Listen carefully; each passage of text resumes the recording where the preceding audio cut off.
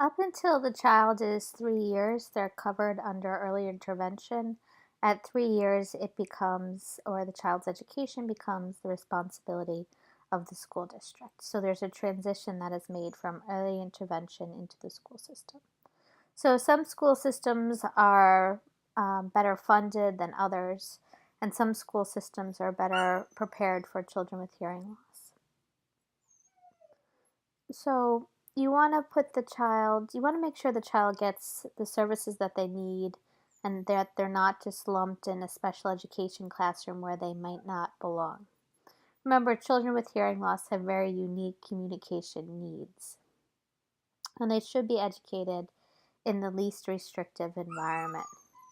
So, a preschooler with hearing loss needs a professional with appropriate knowledge and experience to provide appropriate auditory and linguistic stimulation and to guide the parents.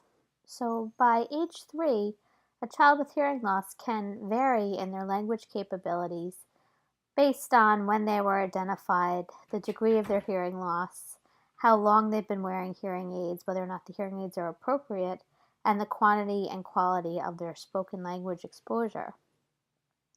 So, determining the level of support that a child needs might be difficult.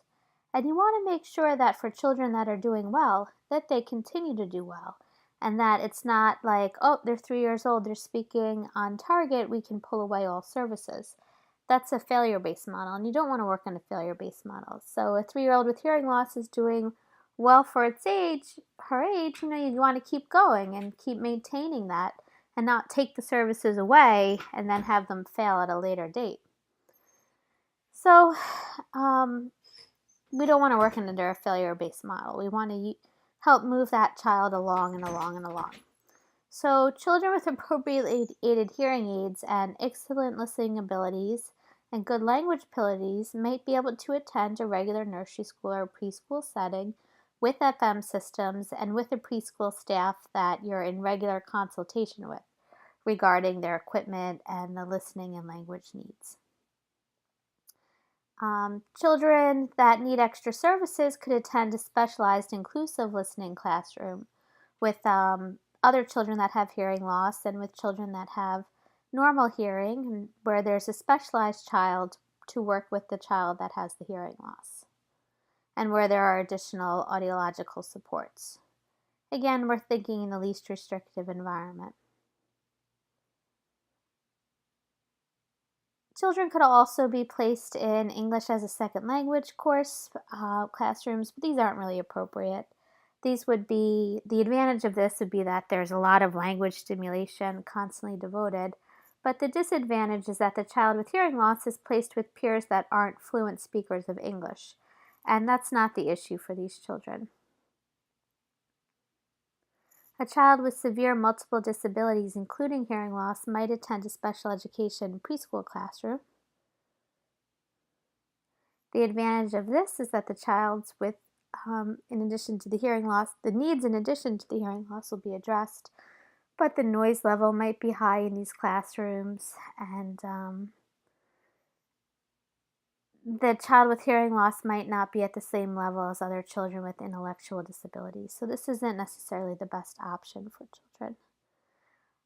Still, the most effective language teacher for a 3-year-old is the parent that is home all day with the child, that plays and interacts with the child, that understands the importance of integrating auditory and verbal language therapy all day long.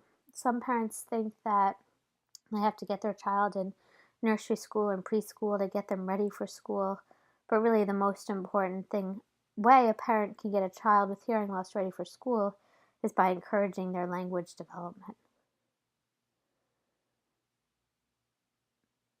So children do go to preschool to learn to be comfortable away from their family and how to play and learn in a group and how to conform to the school expectations of social behavior.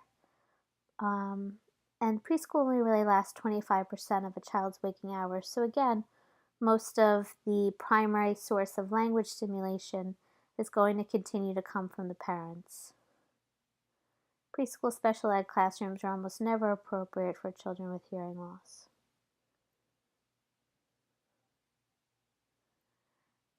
One of your roles as a speech pathologist might be to help the parents become informed about their rights and responsibilities under the special education laws.